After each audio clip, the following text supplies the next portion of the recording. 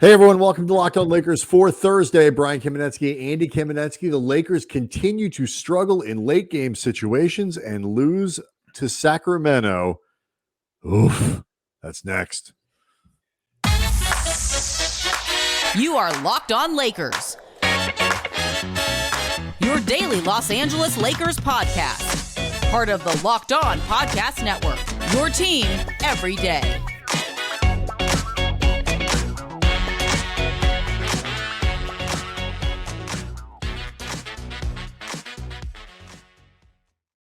Thanks to everybody for making Locked On Lakers first listen of every day, Monday through Friday, no matter how or where you get your podcasts. It's always free. It's never behind a paywall. And Locked On Lakers on YouTube is where you can go to vent with 10,000 other subscribers about things like LA's 116-111 loss to the Sacramento Kings at the Crypt on Wednesday, which, by the way, the Crypt is starting to feel like that. A place where you bury things and people. Certainly leads. You can bury leads there. The Lakers are very good at burying a lead there. We've been asking, because LeBron, as everyone knows, because, hey, he was Western Conference Player of the Week. LeBron has been on a bit of a heater over the last, 3-4 weeks or whatever it is. And we've kind of been asking ourselves, what would happen? What would it look like on a night where LeBron didn't have it? It was off a little bit off, where the legs weren't there, whatever that might be. What would happen to the Lakers?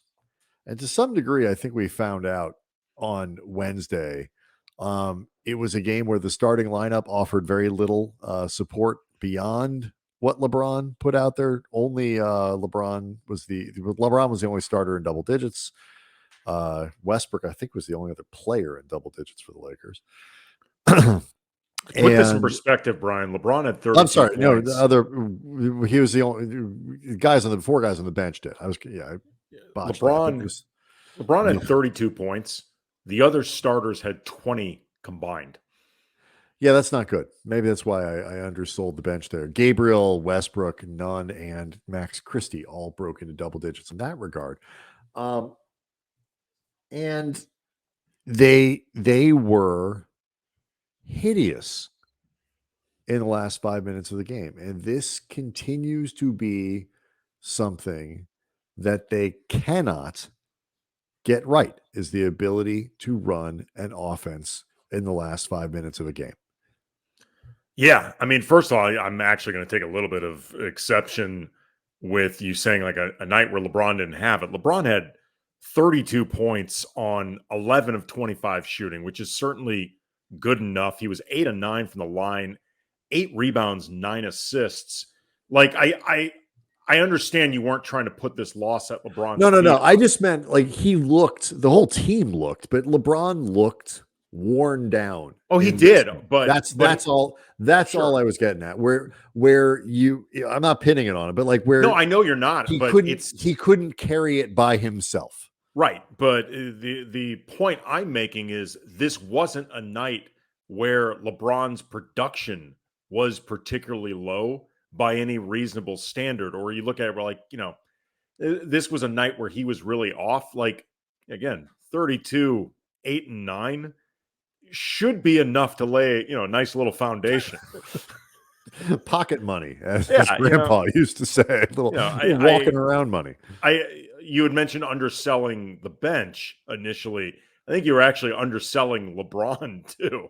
Well, what I meant by that was it was a night where LeBron couldn't sort of drag the team to a win with superhuman play down the stretch, with whatever it might be, because particularly in those last 5 minutes, he was part of, he had the and one where he was able to get the basket and scored that way. But, he missed some jumpers. I mean, here's what they did over the last 5 minutes of this game. They started off, Andy, as they often do, with a shot clock violation. So, and that's where, and not the only one of the game. No. So Russ makes a bucket at the 5 minute mark, which, by the way, should have been a turnover. somehow the ball bounced back into his hands after he was struggling to get the ball to Wendy and Gabriel. And so Westbrook makes the shot there. Lakers catch a break. It goes shot clock turnover. LeBron misses a three-pointer. Patrick Beverley misses a three-pointer. Russell Westbrook misses a 25-footer.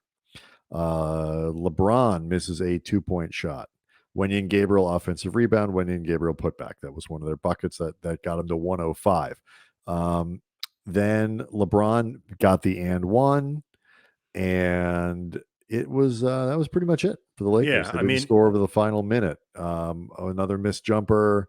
LeBron misses that step back, and yeah, there you go. There's your ball. Well, and you also too, you had the clear path foul down the stretch, which is really iced this thing for Sacramento.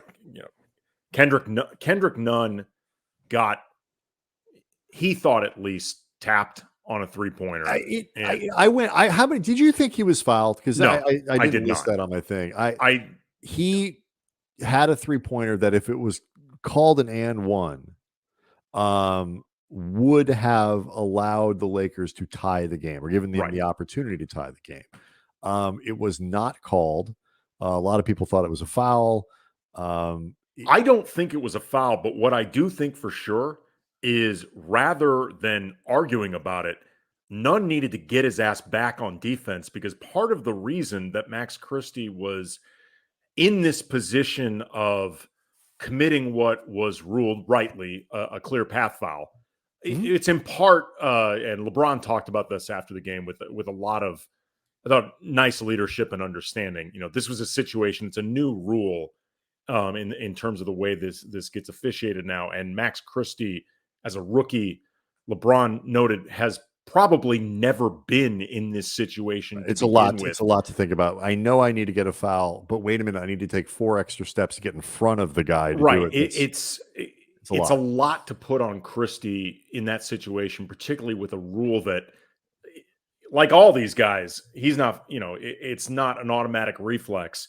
But part of the reason he may have been in that situation is because Nunn was too busy arguing as opposed to getting Kendrick back. needed to, whether it was fouled or not. And it looked like it was De'Aaron Fox might have hit him with the body a little bit, kind of leaned into him, but he certainly didn't get him with his arm. It was not egregious, if nothing else. And it was, and either way, it doesn't matter in this situation. They didn't call it. From the referee's perspective, from where the referee was standing, where she was standing, it was very easy to see what that was and look like Kendrick Nunn jumped into the contact and was trying to draw a call. And so I certainly didn't think it was an egregious non-call in the way that some of the other ones have been over the last few games. Like the one against Troy Brown, LeBron's had a couple. The LeBron one was even more so. I mean, the league said the Troy Brown play wasn't a foul. So the league's wrong. I don't know what they have the league. I don't know what they have the league watch there.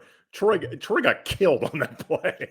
But you look at those last 5 minutes and it just like it's bad on paper. It was worse when you watch it. Like the execution in these last 5 minutes was as bad as it has been in any game this season for the Lakers. And that is saying something, because they've been catastrophically bad in fourth quarters, in crunch time throughout the season. And they continue to be terrible. Yeah, it wasn't just that they missed shots. It was the offense devolved into mush. They were missing often really crappy quality shots. Right, running the 24-second clock all the way down only to miss a 25-footer because you got to take the shot. And then in the meantime, we talk about this next. It's not just that they lost this game, Brian. They lost what was ultimately, if nothing else, a gifted opportunity for them with no Domantas Sabonis in this game. And I found a couple numbers reflecting that really drive home how the Lakers did not capitalize on that absence. Yeah, let's do that. And let's talk about Darvin Ham, who I feel like struggled after this game to maintain his hamminess, so to speak. We'll get to that next. Locked On Lakers brought to you by Built Bar. If you're looking for a great treat, but you don't want the fat and the calories, then you got to try yourself a Built Bar. And, the holidays are still just, you're feeling those effects, and everybody could stand to eat a little healthier after the damage that they did. I am part of that boat. And at the same time, though, you don't want to compromise taste. Like, that's the whole point of eating to begin with. And that's why you got to have yourself a Built Bar. With Built Bar, healthy is actually tasty. It's perfect for this New Year's resolution. And as always, they're covered in 100% real chocolate, great flavors like churro, peanut butter brownie, coconut almond. They taste like a candy bar, but just 130 calories, only 4 grams of sugar, and 17 grams of protein. And you don't even have to wait around for a box. Like, for years, we talked about ordering your Built Bars at Built.com, and still an option. It's a great one. But you can also get them at your local Walmart in the pharmacy section. No prescription required. Also, Sam's Club is available too. Either way, go to the spot, pick up a box with different flavors. Try them all. Built Bars. Enjoy. Okay, you had some numbers. The Lakers again losing to Sacramento. No Domantas Sabonis in this game. It's not like the Lakers weren't shorthanded either, which is something worth noting, and I'll get to it in it should be the context for the angry rants that are coming from me later in the show. But the Kings without Domantas Sabonis present a very good opportunity for the Lakers to steal a game. Yeah, and again, the caveat of no AD, no Lonnie Walker, no Austin Reeves. And I think their absence is building on these guys with mental and physical fatigue. Right. LeBron is tired. Schroeder, I do not think Schroeder is healthy. He may not be. I mean, certainly he's got that hip thing, and he didn't look healthy today. No, and he had been on a bit of a streak that really helped the Lakers for a while get through that period, in this period we're in right now. And you are correct that something may be happening with him. But with Sabonis, that absence in particular, the Kings are still a good team, and they've been good all year. I think we can all agree now. They are a legit quality team. But Sabonis brings certain things to the table, like Liam Neeson in Taken. He's got a very particular set of skills. And in this game, the Kings had 20 second chance points. They averaged 13 on the season. They had 58 points in the paint. They averaged 51 on the season. 14 offensive rebounds. They averaged 9 on the season. And Sabonis is the individual leader for the Kings in all 3 categories. So if nothing else, the Kings did a damn good job in this game, offsetting a lot of the things that Sabonis does very well for them, advantages that he creates for them. Like Rashawn Holmes was a monster in this game. And he's not been used much this year, no. Rashawn Holmes. They've gone with Trey Lyles more. They've used Metu more, but Holmes stepped in and played very well. 16 points, 7 of 7 from the field, 11 rebounds, 3 offensive. Like, he was very good. It was another game where Thomas Bryant inside defensively left something to be desired. Yeah, I think teams are really starting to pick on the whole starting lineup. Really was just kind of annihilated. LeBron, this was the rare game when LeBron was underwater from a plus minus standpoint, and when they were off the floor, they were actually better. But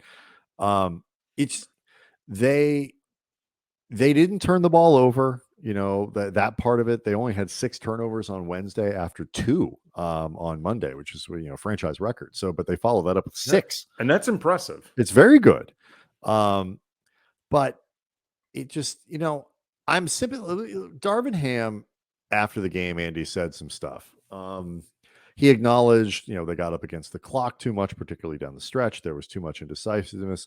And he said, it sucks to lose these close games. This is not an exact quote because there's stuff in between, but we're going to, he's very confident we're going to break all the way through. We're competing at a high level. By that, he means the effort is there, and he's correct. They are trying very, very hard. I love the way that we've competed. And then he kind of he was talking about what was wrong, what he didn't like, and he kind of caps it off with this. I love the way we've competed. That's all you can ask for, is to be competitive and be together.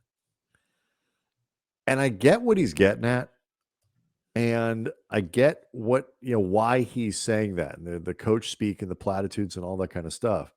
But that is not the best. That's not all you can ask for at this point. They need to win these games. They need to find ways to execute better in the fourth quarter. If you execute, you miss shots, you fall short against good teams while guys are injured, fine.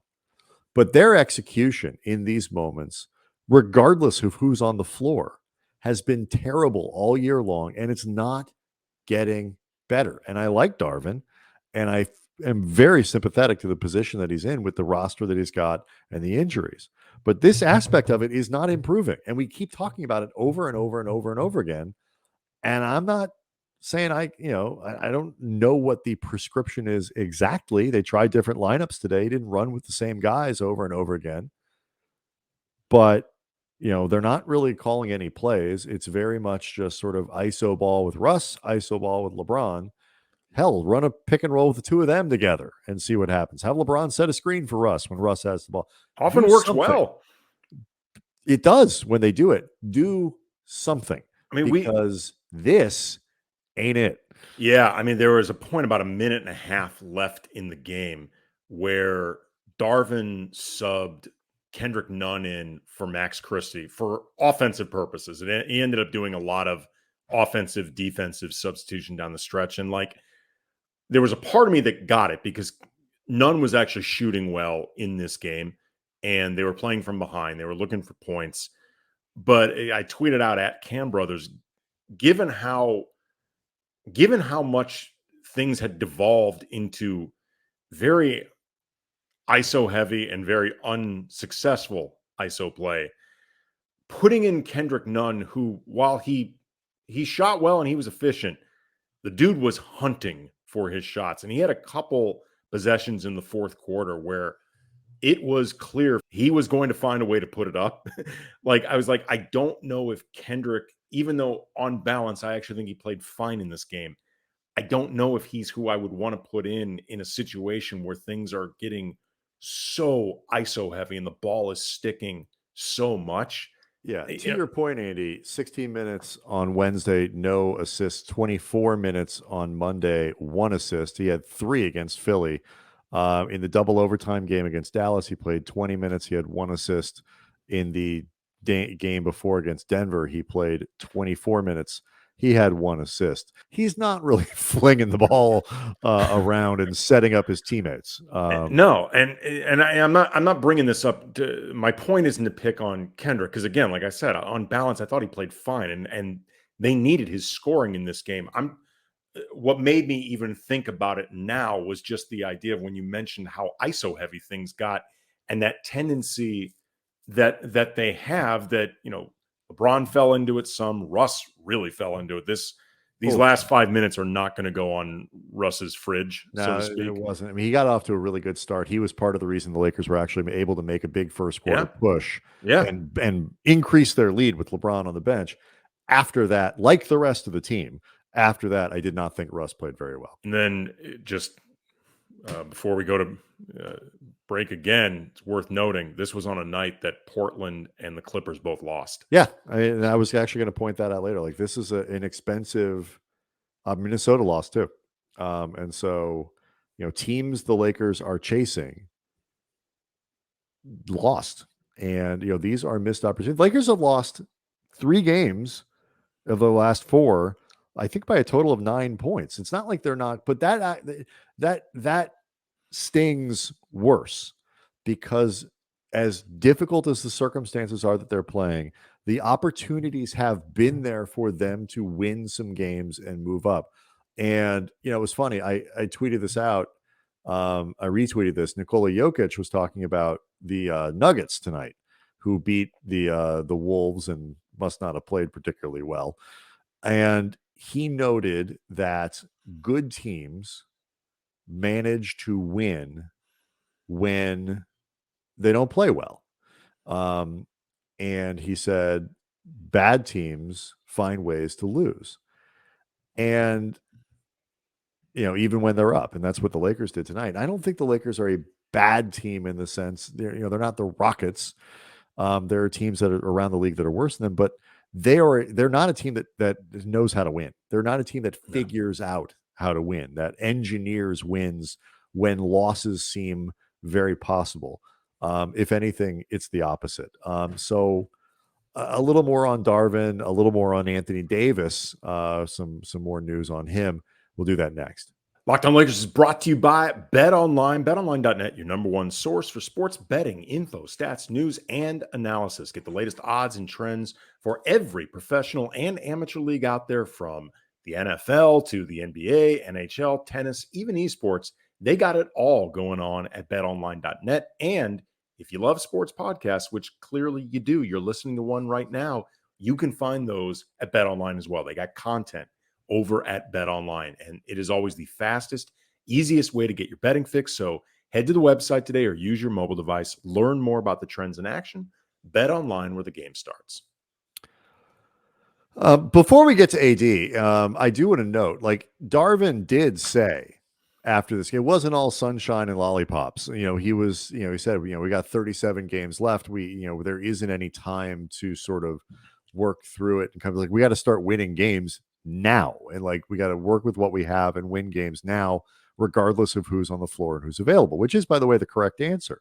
I just felt like, when I said before, like, I felt like this was the first game where he was torn between that sort of relentless pick up your players kind of optimism that he's had throughout the season, supporting his guys, talking a disciplined line, but backing his players, backing his group, speaking optimistically about the chances of it, with combined, ran up ahead on, we are running out of time, running up into, what the heck am I supposed to do? And I don't think in his brain he used the word heck. Am I supposed to do with this? Like, with these, the shortcomings of what I'm working with here are really obvious.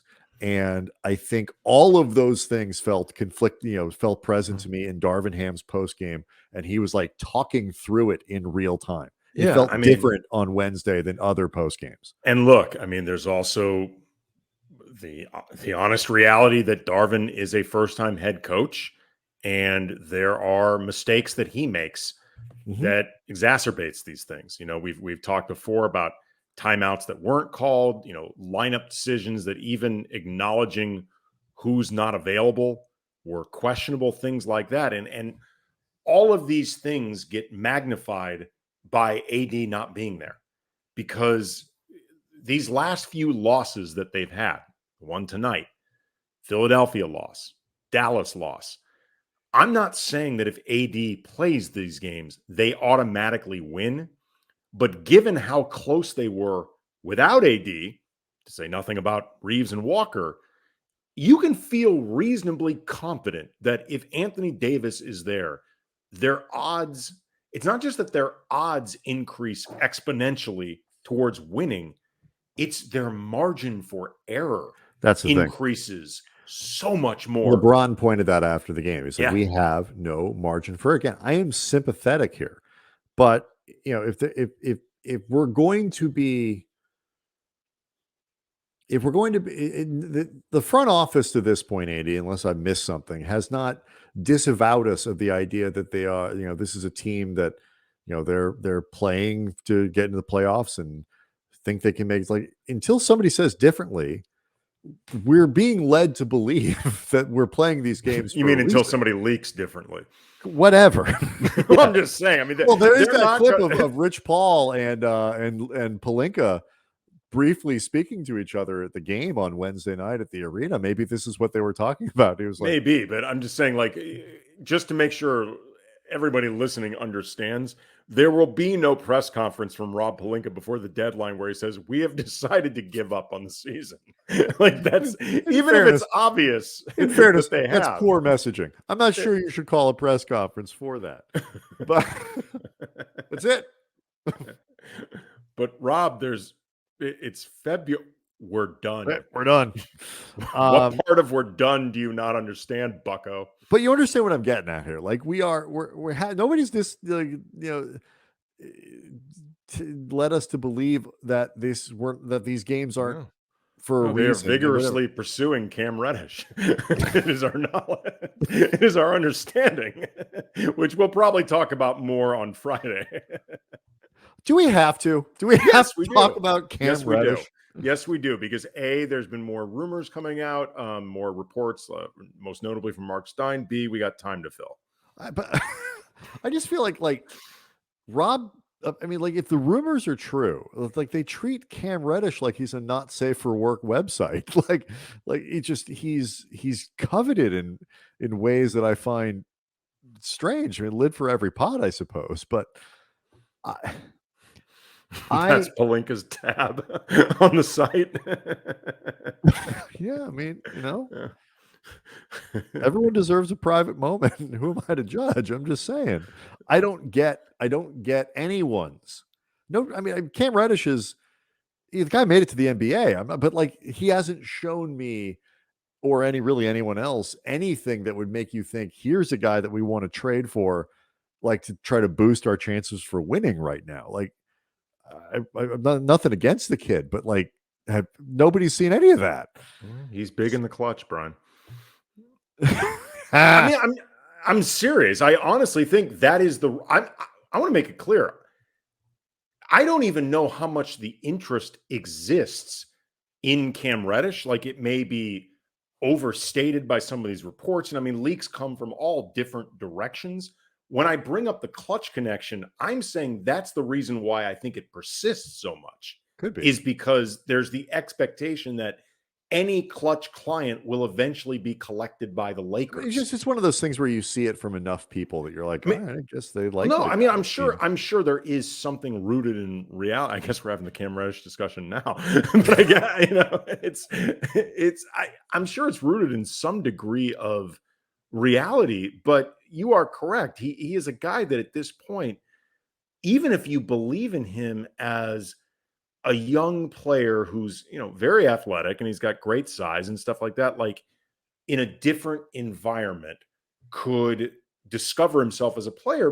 That may be true, but that would mean he doesn't necessarily make sense as a piece you're looking to bring in to boost you several spots up the standings. He is the ultimate "we'll fix it in post" basketball player where he and look, there are as long as you can fix the highlights in post so the ball goes through the basket and all those other things, he's fine. But that's not how the game actually works. I mean, and look, there are surprises that happen sometimes. You remember when the Lakers traded Vlad Radmanovich to Charlotte for Adam Morrison and Shannon Brown. Shannon Brown was, by his own admission, a throw-in in that trade to make the salaries work, and he ended up a rotation player who contributed to 2 championship runs. But that was a team that was already really damn good. They just added a player who turned out to be unexpectedly better than they thought he would be in Shannon. And a player who my wife still calls "Wow Wow Baby." I like Morrison, man. I do too. But she's a good guy. That's the only part that she remembers is the "Wow Wow Baby." It's all very frustrating.